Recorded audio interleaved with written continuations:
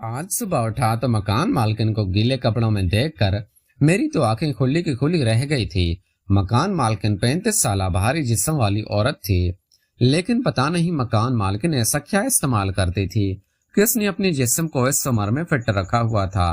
खैर जो भी था, मैं बस देखकर बाथरूम जाकर हाथ की लज्जत से पुरसुकून हो जाता था। एक रात मेरी आँख खुली थी। मकान मालकिन के कमरे की लाइट जल रही थी। मैं दबे पांव जैसे ही खिड़की के पास आया तो मेरे रोंगटे खड़े हो गए। यही वजह थी कि मकान मालकिन अभी तक जवान थी। मैं कम उम्र नौजवान लड़का जिसकी अभी तक दाढ़ी मूछ भी नहीं निकली थी। मकान मालिक पूरी तसल्ली के साथ गाइड कर रही थी। मैं चंद मिनट वहीं खड़ा यह सब मंजर देखता रहा और मेरे देखते ही देखते वो कम उम्र लड़का मकान मालकिन के अंदर ही। ये सब देखते हुए मेरी टांगें कांपने लगी। मेरी नजर मकान मालकिन के टांगों पर पड़ी तो मेरा मुंह खुला का खुला रह गया, क्योंकि मकान मालकिन के टांगों से उस लड़के का पानी। मैं एक गरीब खानदान से ताल्लुक रखता हूँ, इसलिए अपने वालिदैन की ख्वाबों को पूरा करने के लिए मैंने पढ़ाई में खूब मेहनत की ताकि अच्छी नौकरी पा सकूं और उन्हें वो हर सुख दे सकूं जो उन्हें कभी नहीं मिला। नौकरी की तलाश में मैं दूसरे शहर चला आया, जहां मुझे ठीक ठाक सैलरी पर नौकरी मिली गई। लेकिन अब सबसे बड़ी मुश्किल थी किराए का मकान। मैं ढूंढने की कोशिश करने लगा, जो मेरे लिए इस शहर में बहुत मुश्किल हो रहा था, क्योंकि कमरों का किराया बहुत हाई फाई था।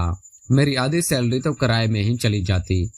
मेरे बात करने का अंदाजा था ऐसा था कि बहुत जल्दी सामने वाले से दोस्ती हो जाती थी। इसीलिए ऑफिस में भी कई लोगों से दोस्ती हो गई। वो सब मुझसे कहने लगे कि अगर उनके फ्लैट में जगह होती तो वो मुझे खुशी खुशी अपने साथ रख लेते, लेकिन वो लोग पहले से ही ये नौकरी कर रहे थे, इसलिए उनके कमरे में जगह नहीं थी।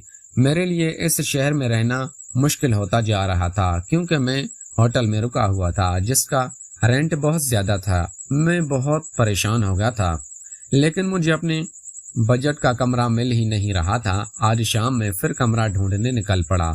एक घर पहुंचा तो वहां 2 औरतें और एक आदमी बैठे थे।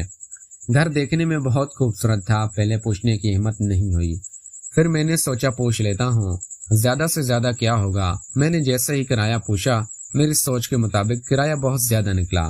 मैं अंकल से रिक्वेस्ट करने लगा कि प्लीज मुझे कम किराए पर कमरा दे दें। तो अंकल बोले, बेटा ये किराया ही उनके घर का खर्चा है, इसीलिए वो बेचारा भी ऐसा नहीं कर सकते। मैं अपना सामान लेकर वहां से आगे बढ़ गया। आगे मैं चलता जा रहा था, लेकिन मुझे कहीं भी कमरा बराए फरोख्त लिखा नहीं दिखाई दे रहा था। मैं परेशानी में बस चला जा रहा था, तब भी एक गाड़ी मेरे आगे आकर रुकी और एक औरत उसमें से निकली। वो वही औरत थी जो पिछले घर में बैठी हुई थी। मुझसे बोली, तुम कमरे का कितना किराया दे सकते हो। मैंने उन्हें बता दिया और उन्होंने कहा कि ठीक है, तुम मेरे घर में रह लो। यह सुनकर तो मेरी खुशी का ठिकाना न रहा। उन्होंने मुझे गाड़ी में बैठने को कहा और बोला कि कमरा देख लो। चलकर मैं तो दिल ही दिल में यही सोच रहा था, कितने कम किराए में भी ये मान गई है, हो सकता है कि कमरा बहुत ज्यादा अच्छा ना हो। लेकिन मैं यही सोचने लगा कि चलो मुझे रहने के लिए सरवर छत तो मिली और जितना किराया मैं अफोर्ड कर सकता था उतने में ही मिल गया। अब चाहे कमरा कैसा भी हो मैं रह लूंगा। जब मैं उनके कमरे के सामने पहुंचा तो दंग रह गया।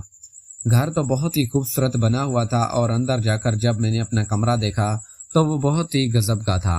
कमरे में बालकनी भी थी। मैं तो ये देखकर बहुत ही ज्यादा खुश हो गया, वरना जाने कितनी बार मैंने उस औरत को शुक्रिया अदा किया। वो औरत मुझसे मुस्कुराकर बोली कि मैंने तुम्हें ये कमरा इतने कम किराए पर इसलिए दिया है क्योंकि मैं इस घर में अकेली रहती हूँ और तुम मुझे अच्छे घर के लड़के लगते हो। कम किराए के बदले तुम्हें मेरे छोटे मोटे काम कर दिया करना। मैंने फौरन ही खुशी खुशी हाँ बोल दिया। मैंने कहा, आपका जो भी काम होगा मुझे बता देना, मैं कर दूंगा, मैं आराम से कर दूंगा। आप इस बात की फिक्र बिल्कुल भी ना करें। मैं उनके घर में रहने लगा और मेरे दिन आराम से अब गुजरने लगे थे।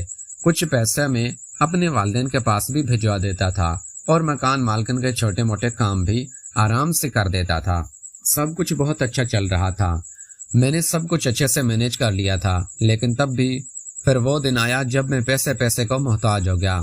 एक दिन जब मैं ऑफिस पहुंचा तो वहां पता चला कि हमारी कंपनी घाटे में जा रही है, जिसकी वजह से सभी की तनख्वाह काटी जा रही है। ये सुनकर तो मेरे होश ही उड़ गए थे। आधी तनख्वाह में आखिर क्या होता है। जब पूरी तनख्वाह थी तब भी मैं जैसे तैसे खर्चों में कमी पेशी करके अपने वालिदैन के लिए भी पैसे बचा पा रहा था और आधी तनख्वाह में तो मेरा खुदकारी गुजारा करना मुश्किल रहा था। हम सभी दोस्तों ने सोचा कि हम कोई दूसरी नौकरी देख लेंगे, लेकिन जब हम दूसरी कंपनियों में गए तो पता चला कि वहां भी यही हाल था, क्योंकि उस वक्त मार्केट में बहुत घाटा था। अब तो हम कहीं के भी नहीं रहे थे। फिर हमने सोचा कि किसी दूसरी जगह जाने से तो अच्छा है यहीं अब हम चुपचाप यहाँ पर काम करें। जबकि कमरे का किराया देने का वक्त आया तो मैं अपनी मकान मालकिन से कुछ वक्त मांगा। मैंने सोचा कि मैं कोई दूसरा जुगाड़ करके पैसे कमा लूंगा और फिर किराया चुका दूंगा, लेकिन यह सब करते करते 4 महीने गुजर गए, पर 1 रुपया भी अलग से नहीं कमा पाया। मैं जब किराया देने की बारी आई तो मेरी मालकिन मुझसे गुस्सा हो गई। वो बोली कि एक तो मैंने तुम्हें इतनी कम किराए पर कमरा दे रखा है, ऊपर से तुम मुझे ही बेवकूफ बना रहे हो और फायदा उठा रहे हो। मैं उस वक्त बहुत ज्यादा दुखी था, इसलिए अपनी जज्बातों को संभाल नहीं सका और उनके सामने ही रो पड़ा और उन्हें सब कुछ बता दिया। मेरी बात सुनकर वो मुझसे बोली, अगर ऐसी बात है तुम्हें कोई दूसरा काम भी नहीं मिल रहा है तो तुम क्या मेरे लिए काम करोगे? मैंने अचानक से उनकी तरफ देखा, उनका काम क्या मतलब था? तो वो बोली कि इतने दिनों में मैंने ये ध्यान दिया है कि तुम बहुत जल्दी किसी से भी दोस्ती कर लेते हो, तुम्हारे बात करने का तरीका बहुत अच्छा है, इसीलिए मैं चाहती हूँ कि तुम हर रोज एक आदमी का मेरे लिए इंतजाम करो। उनके मुंह से ऐसी बात सुनकर मैं दंग रह गया। मैंने उनसे कहा कि मैं कोई ऐसा वैसा लड़का नहीं हूँ, मैं इस तरह के काम नहीं कर सकता। वो मुझसे बोली, ठीक है, अगर नहीं कर सकते तो तुम्हें मैं 2 दिन का वक्त देती हूँ। 2 दिन में या तो मेरा 5 महीनों का किराया दे दो या तो कमरा खाली करो और अपना सामान भी यहीं छोड़कर जाना। अब मेरी हालत बहुत ज्यादा खराब हो चुकी थी। मुझे समझ ही नहीं आ रहा था कि इन दिनों में मैं 5 महीने के किराए का बंदोबस्त आकर कहाँ से करूंगा। प्यारे दोस्तों, अगर आपको ये हमारी कहानी पसंद आई है तो इस वीडियो को लाइक करके चैनल को लाजमी सब्सक्राइब करें। मिलते हैं अगली वीडियो में। Thanks for watching.